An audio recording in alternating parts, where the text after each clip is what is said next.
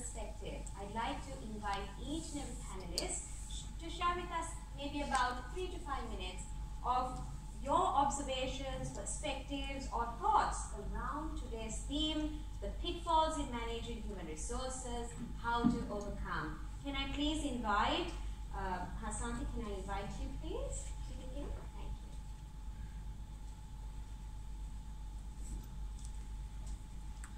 Thank you.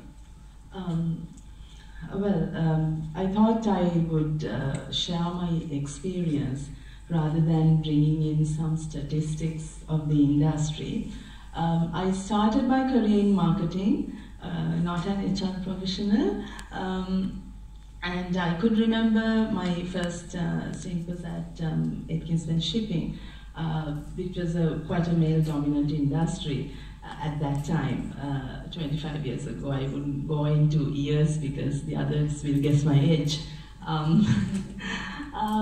So moving into marketing, and from there I actually had the exposure at Taj Samudra as a sales and marketing executive again.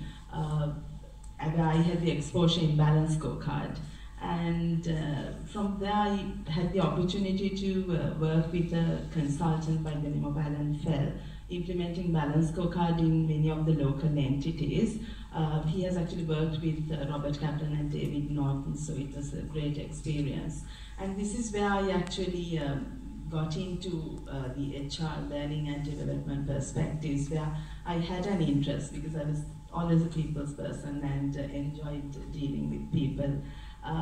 So this was my entry to HR. At John Keells, they were looking for somebody to head recruitment and selection. This is the time the Indian consulting company, Grow Talent, introduced and revamped all the HR processes across the group at John Keells. And so they were specifically looking for a marketing person to get into HR and head the recruitment and selection function, purely because they wanted that person to be the brand ambassador, persuading people to join the industry.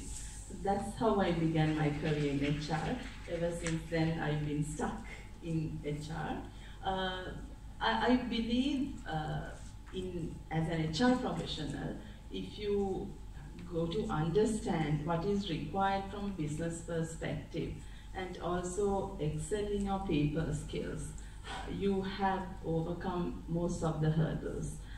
And coming from an operational background, you would understand what is expected from a customer's perspective, an internal customer's perspective. So this helped me in bringing in a lot of innovative ideas, be at John Keells, UN, or finally at Asiri Health, where there is a huge demand for services provided in healthcare itself.